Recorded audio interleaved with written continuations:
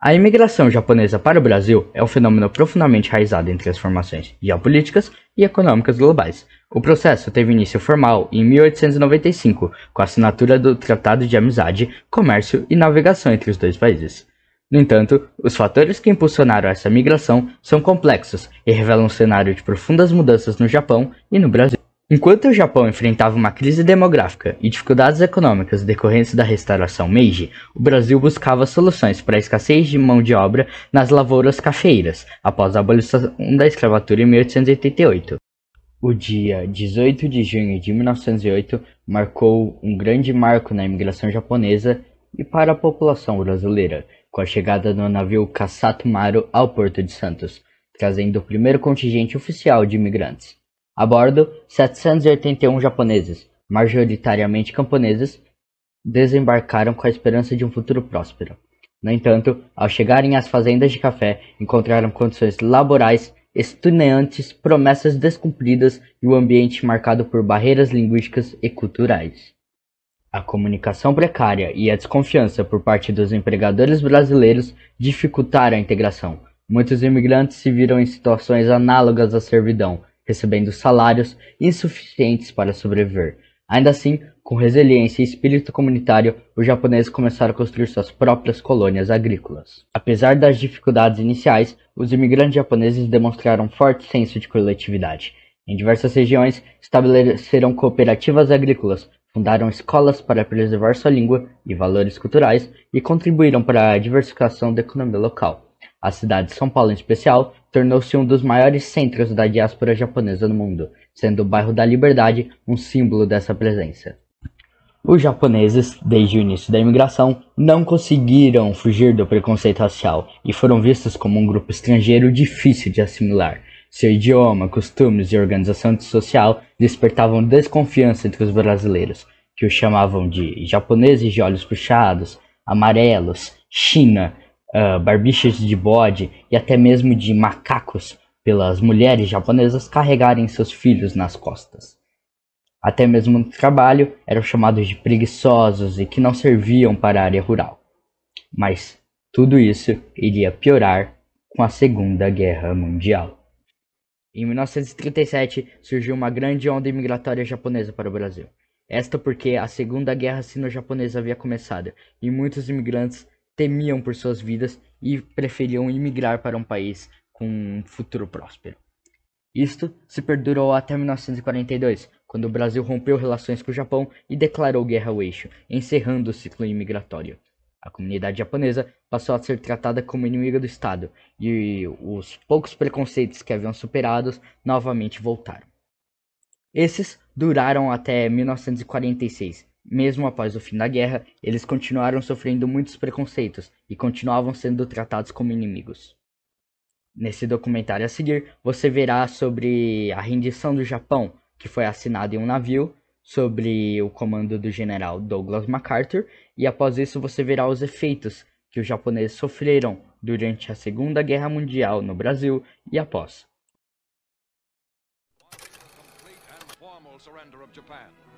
In the Bay of Tokyo itself, the United States destroyer Buchanan comes alongside, bringing representatives of the Allied powers to witness the final capitulation. General of the Army Douglas MacArthur, Supreme Allied Commander for the occupation of Japan, boards the Missouri. Fleet Admiral Nimitz, Pacific Fleet Commander, and Admiral Halsey welcome MacArthur and his Chief of Staff, General Sutherland, aboard. Admiral Nimitz escorts General MacArthur to the Missouri's veranda deck, where the 20-minute ceremony is to take place. It is Sunday, September 2nd, 1945.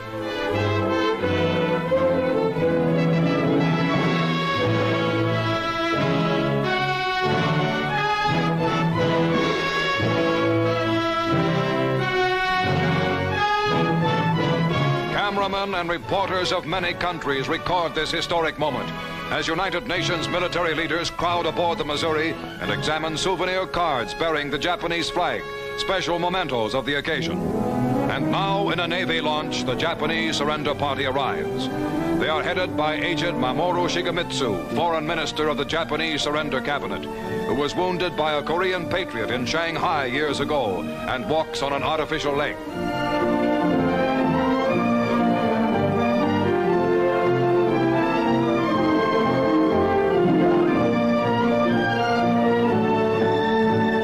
Japanese delegation lines up on the opposite side of the surrender table from the Allies.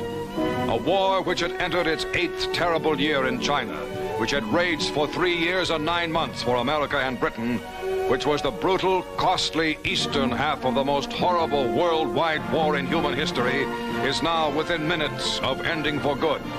General MacArthur speaks.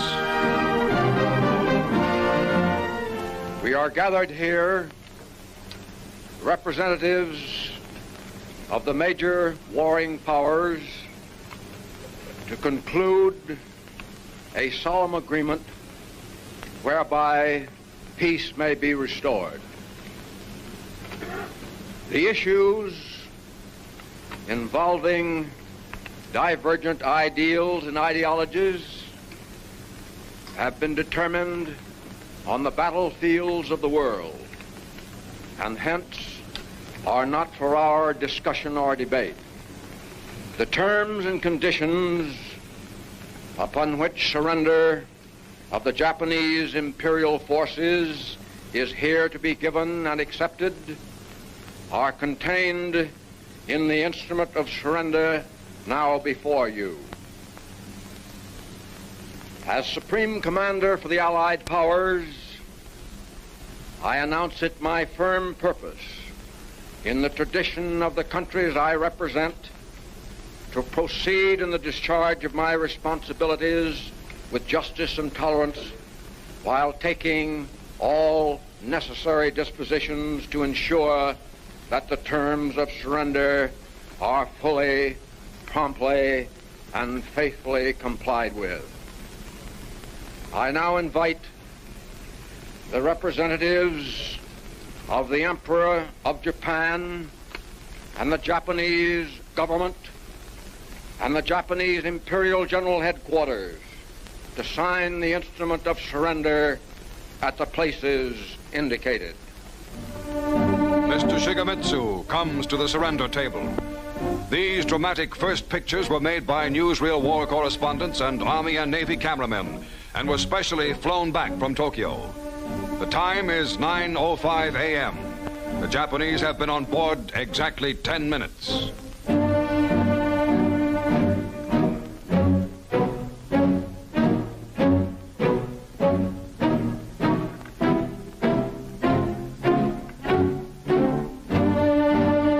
General Yoshijiro Umetsu of the Imperial General Staff signs for the Japanese Army.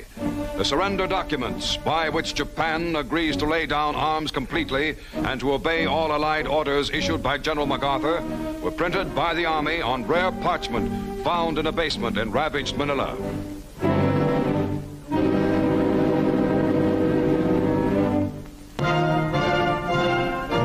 General MacArthur signs as Supreme Allied Commander.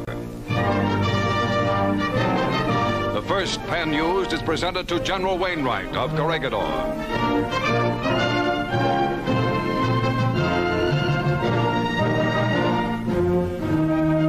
The second pen to British General Percival, Commander at the surrender of Singapore. MacArthur uses 6 pens in all, affixing what will be the most important signature in Japan to the document that ends permanently that nation's regime of terror and aggression.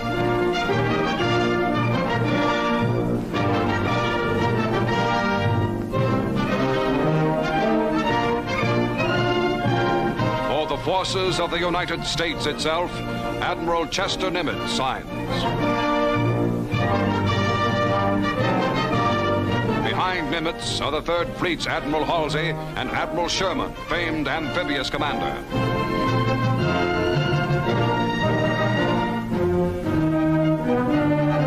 General Su Young Chang, Chief of Military Operations for the Chinese National Council, signs for China.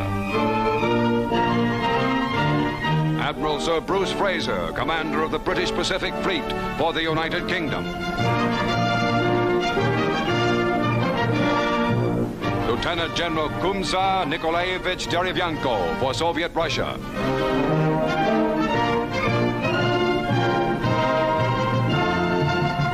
General Sir Thomas Blamey for Australia. Colonel General Lawrence Moore Cosgrave for Canada. General Jacques Leclerc, hero of Africa and Paris, for France.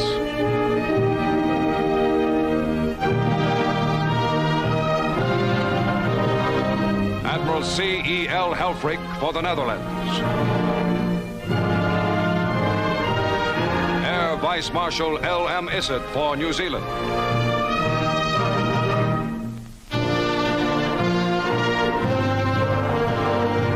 Concluding the brief history-making ceremony, General MacArthur expresses a wish. Let us pray that peace be now restored to the world, and that God will preserve it always. These proceedings are closed. Swarms of United States aircraft fly in formation overhead as the ceremony ends. The final United Nations victory has been won. The war is over. Peace is here.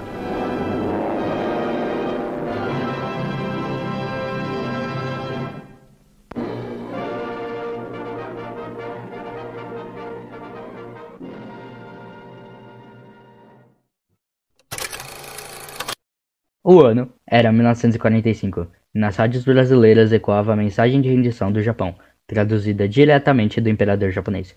Para os imigrantes japoneses no Brasil, a sensação foi de imensa tristeza. Para alguns, a derrota do Japão parecia impensável, e a mensagem era vista como uma forma de propaganda do governo brasileiro tentando desestabilizar a comunidade. Durante toda a guerra, os imigrantes sofreram retaliações e a desconfiança com a comunidade japonesa aumentou. A comunidade japonesa no Brasil se dividiu em dois: os derrotistas, ou Machigumis, que aceitaram a derrota do Japão, e os vitoristas, ou Kachigumi, que acreditavam que o Japão vencera a guerra. Para os vitoristas, os derrotistas eram vistos como traidores. Essa divisão gerou tensões, e em meio a isso surgiu o movimento radical Shindo Heimei, que pregava a vitória do Japão e promovia ações violentas como assassinatos e propagandas falsificadas. Entre os nacionalistas radicalizados estavam jovens como Tokuichi Hidaka, que acreditara que o Japão nunca poderia perder uma guerra. Para eles, a derrota era impensável. Motivados por esse nacionalismo, um grupo de jovens, incluindo Hidaka, matou Jinsaku Yakiyama, um líder da comunidade japonesa que havia aceitado a derrota do Japão. Para esses jovens, Yakiyama era considerado um traidor da pátria, e matar alguém com essa visão era uma questão de honra. Após o assassinato, Hidaka e outros jovens se entregaram à polícia. Tokuichi Hidaka foi condenado a 10 anos de prisão e enviado para a ilha Anchieta, um lugar destinado a indesejados da sociedade. Lá, outros prisioneiros enfrentaram condições difíceis e desumanas, incluindo superlotação e trabalho forçado. No entanto, muitos dos prisioneiros japoneses eram inocentes, acusados injustamente de simpatizarem com o Japão ou de violarem as ordens do governo brasileiro. Durante esse período, o governo brasileiro impôs várias restrições aos imigrantes japoneses: proibição de falar japonês em público, a proibição do ensino da língua japonesa, uso controlado de rádios e outras formas de vigilância. Muitos japoneses foram presos simplesmente por ajudar outros a evitar a prisão ou por se recusarem a pisar na sagrada imagem do imperador ou na bandeira japonesa. As prisões, muitas vezes baseadas em racismo e xenofobia, eram realizadas sem provas concretas, e a maioria dos prisioneiros não cometeu nenhum crime. Hidaka, que passou a maior parte de sua estadia na prisão de Anchieta, compartilhou que a maioria dos prisioneiros eram inocentes. Ele estima que cerca de 140 a 150 dos 170 prisioneiros eram pessoas que não tinham cometido nenhum crime, mas estavam presos por serem vítimas da paranoia do governo. A vida na prisão era difícil, mas os prisioneiros tentaram manter algum grau de dignidade e respeito entre si. A história da prisão de Anchieta e dos imigrantes japoneses durante esse período foi muitas vezes apagada. Muitos prisioneiros e sobreviventes dessa época se foram, levando consigo suas histórias não contadas. Hoje, lembramos o sofrimento e as injustiças enfrentadas por esses imigrantes, e a importância de preservar a memória para que episódios como esse não sejam esquecidos.